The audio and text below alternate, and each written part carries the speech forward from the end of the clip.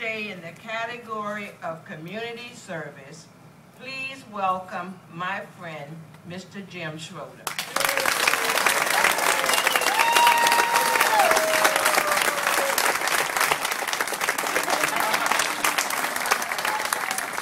Thank you very much, Julian. I have a problem talking with my hands, so if you wouldn't mind, I'd like to put this down here. I would hate to see this to be the first one sailing across the room to be lost. And everyone's been making fun of my tie this morning, and I got up early and I looked at the sun, what sun, saw the fog, and I thought, we need some sunshine out there, so let me tell you. Maybe it'll break through, maybe the sun god will pop through this morning. But first of all, I'd like to congratulate all the honorees this morning and congratulate you. I think this is an awesome event this morning to be able to come back here for all of us to feel and see Oceanside High School again. And of course to thank Larry Hatter and all the committee and everyone who's been responsible for this today. It's hard to believe that 48 years ago and 4 months ago, the class of 1963 walked out of this school into the world to follow our dreams, to go to college, to go to work, to go into the military, to get married, and all those important things that meant so much for us at that time. When I think back of that first day of stepping onto the campus at Oceanside High School, I would say the word of the day was survival. How would I make it through the next 4 years, and then what?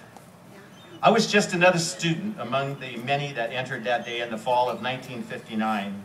In those days, it never occurred to me that in my mind to be a leader, to organize groups and fight for what we feel is right in the world, to travel internationally and to affect other people's lives, to become a business leader, to work with elected officials domestically and internationally, to build bridges through friendship. Oceanside has been a great place to grow up. I'm very proud to be a product of the Oceanside Unified School District.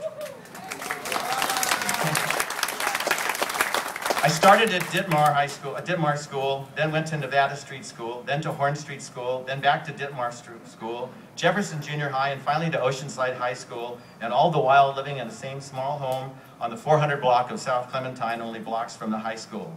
In those days, I was able to walk to all of the schools with the exception of Jefferson Junior High.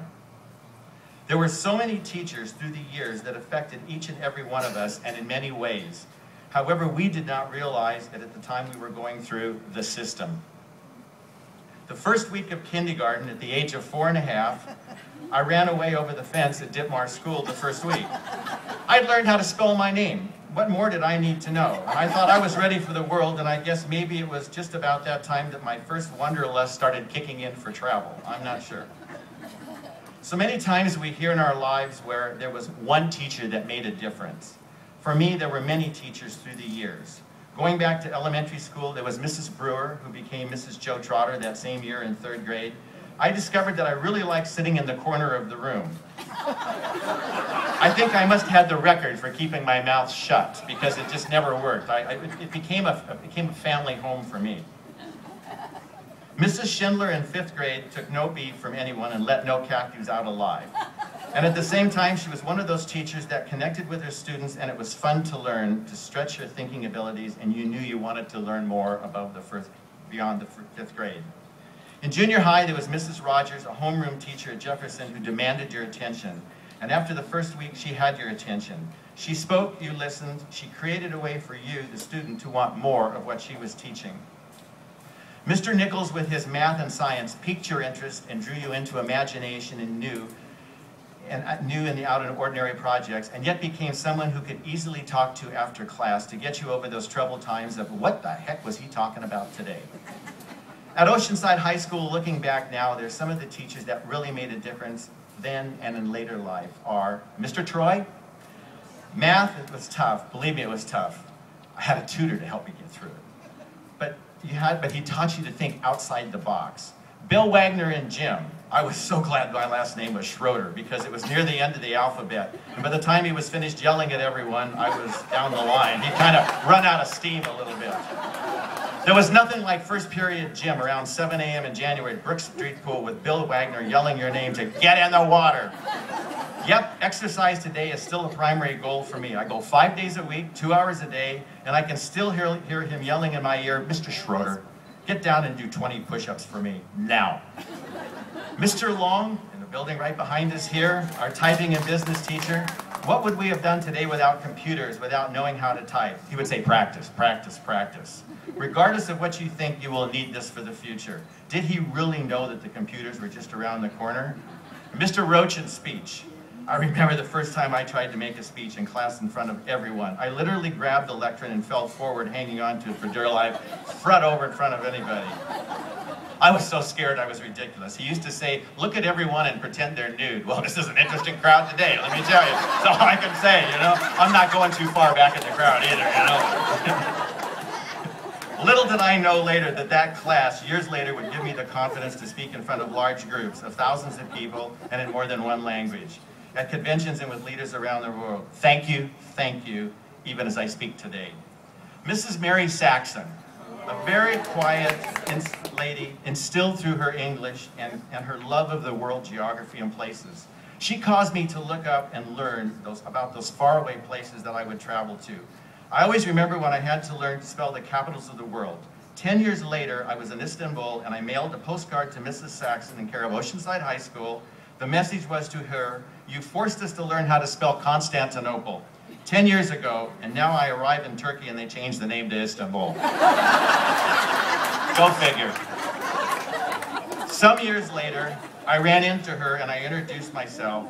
Obviously, a teacher cannot remember all of her former students' names. I started to tell her about the postcard, hoping that she had received it, when she opened her purse and pulled out this dog-eared old postcard after all these years with her name on it. She told me that this was the best gift anybody had given her, and it still makes me emotional. And it shows with pride. You never know how you affect a teacher, and you never know how these teachers affect you in life. Thank you.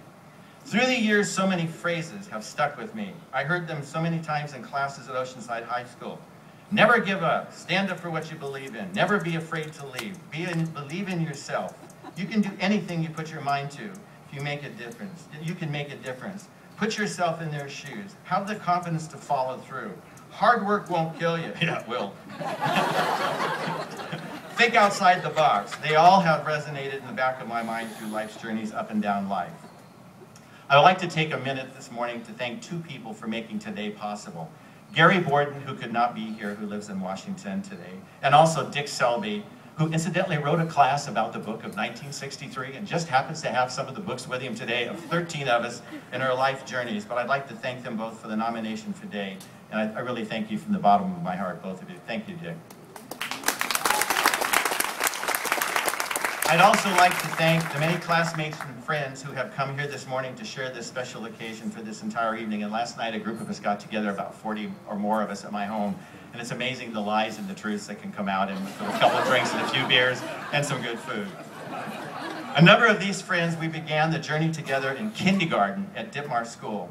We were in many classes together until graduation, and we're still friends 61 years later after that first day we met in kindergarten, and none of us look any different. We really look pretty good, you know? Best part about getting up in the morning is you never put your glasses on when you're looking in the mirror till you go out the door, and then nothing matters because you're past all of those important points of looking in the mirrors. One friend is here today that we've known each other since we were 3, and it's Howard LaGrange. We still work together on the Oceanside Economic Development Commission and various subcommittees and ad hoc committees in the city of Oceanside. And we've had a great friendship all these years and hopefully many years more to go. Yes, life has taken us in many different directions. I was very fortunate enough to continue the business that our parents started. Marty's Valley Inn. First it was Marty's Coffee Shop downtown in 1946. Marty's Steakhouse, 1947 to 1964. And then Marty's Valley Inn from 1955 till 78. And then the hotel was 1960 to 2003.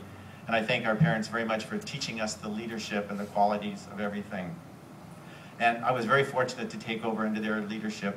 They decided they wanted out and stepped aside, and I was fortunate enough to run it for many years. And the businesses grew and flourished together with my brother, who's here today also, Ron.